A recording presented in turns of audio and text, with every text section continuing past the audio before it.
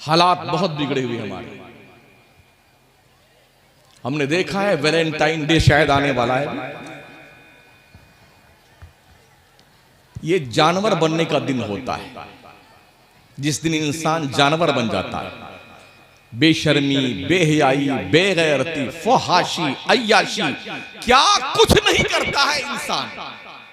बड़े अफसोस के साथ कहना पड़ता है, इन नापाक मौके पर मुस्लिम कम्युनिटी की बच्चियां निकाब पहन करके भी इस बेहयाई में लिप्त ज्यादा दिखाई पड़ती है। क्या बात।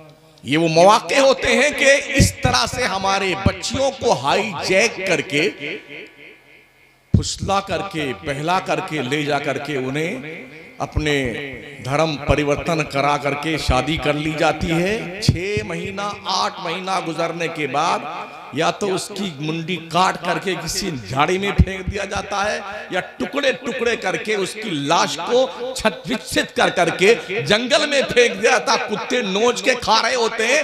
आए दिन ये हादसा देखने को मिलते हैं। इसके बावजूद भी हमारी कौम की बच्चियां इतनी बेगैरत, इतनी बेहया बनती जा रही कि इनके दिमाग की बत्ती जलने को तैयार नहीं है कि तुम कनीज़ाने फातिमा बनने के लिए आई थी या वेश्या बनने के लिए आई थी। क्या बात। बहुत वेस्टर्न कल्चर ने हमारी मुस्लिम कम्युनिटी की तहजीब को दीमक की तरह चाट लिया है। नौजवान बिगड़ चुका है, लड़के लड़कियां, और अफसोस ये है आधे बूढ़े भी, जिन मर्दूदों ने कब्रों में टांगे लटका चुकी होती, वो भी बेहयाई से बाज नहीं आ रहे। हम किसका शिकवा करें यार? और जब से ये बड़ा मोबाइल एंड्रॉइड मोबाइल आया है ना, तब से तो सारी हदें पार कर गया इंसान, सारी हदें पार कर गया। क्या ये ताज्जुब नहीं है कि साल भर का बच्चा एंड्रॉइड मोबाइल ओपन कर लेता है, बंद कर लेता है, सारे फंक्शन चला लेता है। ये शार्प माइंड बच्चे कहां से सीख के आते हैं? कभी गौर किया इस पे आपने? अभी एक शख्स ने एक वीडियो भेजी, एक बच्चा था कोई 1.5 साल का, उसको पता है ये फिंगरप्रिंट टच करने के बाद, टच मोबाइल है तो जब उंगली उसकी टच होगी तभी ओपन होगा। तो बच्चा जो है मोबाइल ऐसे लिए बैठा हुआ है। उसके अब्बा हुजूर नमाज की नियत बांध चुके थे, 2 रकात में अत्तहियात पढ़ने बैठे ना, तो यूं ताड़ में लिए बैठा हुआ है। जैसे अब्बा ने अशहदु अल्ला इलाहा इल्लल्लाह उंगली उठाई ना, वो झट से टच किया, लेके भाग गया। अल्लाह। अब ये नमाज पढ़ रहे, बोले तो क्या बोले? ये शऊर कहां से पैदा होता है? इतना चालाक दिमाग बच्चों के पास कहां से आया? दरअसल ये माओ के पेट में सीखते हैं। कल की माएं जब बच्चों को पेट में पालती थीं तो उनके हाथों में कुरान होता था, नबी की हदीसें होती थी, सहाबा के वाकयात की लोरियां होती थी, मुस्तफा प्यारे की सुन्नतें बयान करती थी। तो ऐसी गोद में परवान चढ़ने वाले बच्चे मोहम्मद बिन कासिम बना करते थे, सलाहुद्दीन अय्यूबी बना करते थे, मोइनुद्दीन चिश्ती बना करते थे, बख्तियार काकी बना करते थे, अहमद रजा बना करते थे। आज हमारे बच्चे नचनिए बन रहे, गवैये बन रहे हैं, फिल्मी दुनिया के कल्चर याद करते हैं और अदाकारों की अदाओं पे मर मिटने का जज्बा लेके उभरते हैं। ये सीख कहां से आई? क्या बात। आपने सुना होगा, हमारे उलमा बयान फरमाते ही हैं, गौसे आजम पीराने पीर रोशन जमीर जब मां के पेट से पैदा हुए थे, 18 पारे के हाफिज बन के पैदा हुए।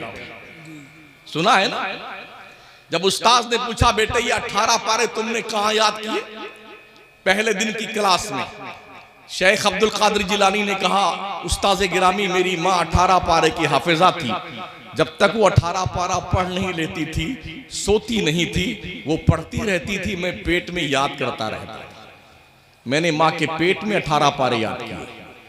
कुतुबुद्दीन बख्तियार काकी ने 14 पारे याद किए अपनी माँ के पेट में। सुभान अल्लाह। काजी हमीदुद्दीन जब उनकी रस्म बिस्मिल्लाह खानी कराने आए, कहा बेटे अली बा की तखसीस शुरू कर। कहा नहीं यहाँ से नहीं। कहा किधर से पढ़ना है? उन्होंने शुरू किया सूरह फातिहा से। 14 पारा सुनाकर चुप हो गए। कहा बेटे कहाँ याद किया? कहा मेरी माँ 14 पारे की हाफिजा थी। माँ ने 14 पारे जब तक पढ़ा नहीं तो तब बिस्तर पे नहीं गई, मैं पेट में सुन सुन के याद करता रहा। आज साइंस ने भी इस बात को वेरीफाई कर दिया है, माओ की एक्टिविटीज का असर बच्चों की तबीयतों पे मुरत्तब होता है।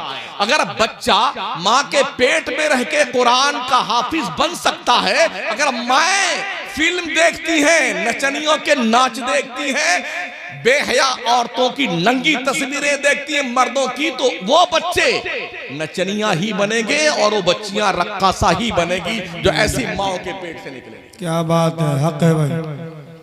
वो माएं पैदा करती थी नमाजी, धनी तलवार के मैदान के गाजी। वो माएं जब भी लेती थी बलाएं, दिया करती थी बेटों को दुआएं। इबादत में कटे बेटा जवानी, शहादत पे हो आखिर जिंदगानी। हजरत खुनसा रज़ी अल्लाह ताला अन्हा एक सहाबिया हैं, जब ईमान नहीं लाई थी तो इनका एक काम था, ये ठेका लेती थी, रोने का ठेका। जैसे आज ठेका होता है कुरान खानी का, मनरेगा का, नरेगा का ठेका होता है। एक ठेकादार होता है, 150 उसके साथ जो है बंदे होते हैं काम करने वाले। हम शहर मकराना में जब पहली बार पहुंचे तो वहां भी हमने देखा ये ठेकेदारी बहुत चल रही थी। तो एक दिन कुरान खानी में हमको भी जाना पड़ गया शर्मा हुजूरी में। तो एक साथ 10 आदमी होते हैं कुरान खानी के ठेकेदार की कस्टडी में। 3-3 पारा उठा लेते हैं। उन्हें 15 से 20 मिनट में 3 पारे पढ़ने हैं। मुझे 20 मिनट तो एक पारे पढ़ने में लग गया, उनने 20 मिनट में तीनों सुलटा दिए। देखिए मौलाना साहब सुन लीजिए, अगर आप 3 पारा नहीं पढ़ेंगे ना 20 मिनट में तो हम अपनी इस ठेकेदारी में आपको नहीं रखेंगे। हमने कहा ये ठेकेदारी भला क्या होती भाई?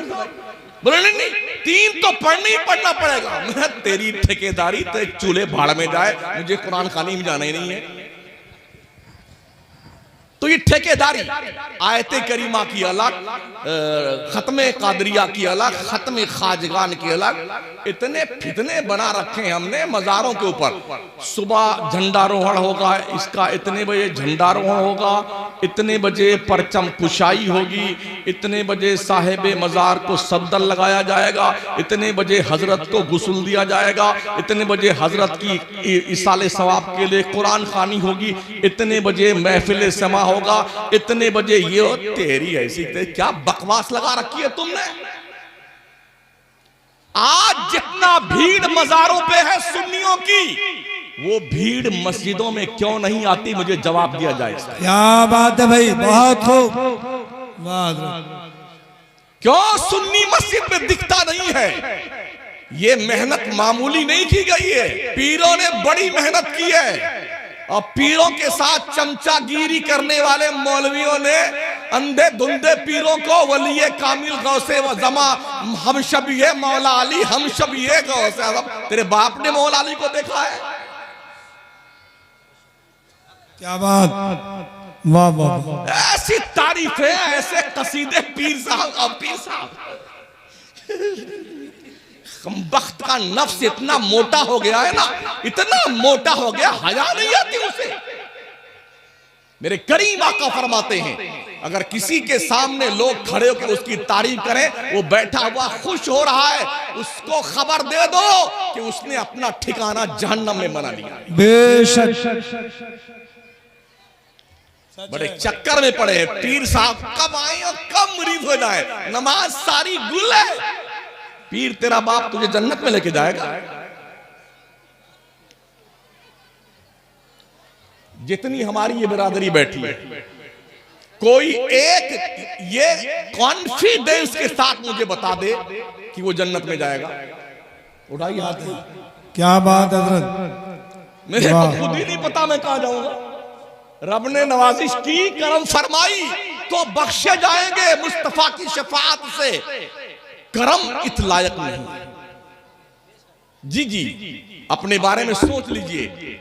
हमारी ज़ंबीले हयात में कोई एक नेकी ऐसी नहीं है जिस पर मुकम्मल कॉन्फिडेंस के साथ हम कह सकें ये रब के दरबार में पेश करने के लायक। क्या बात।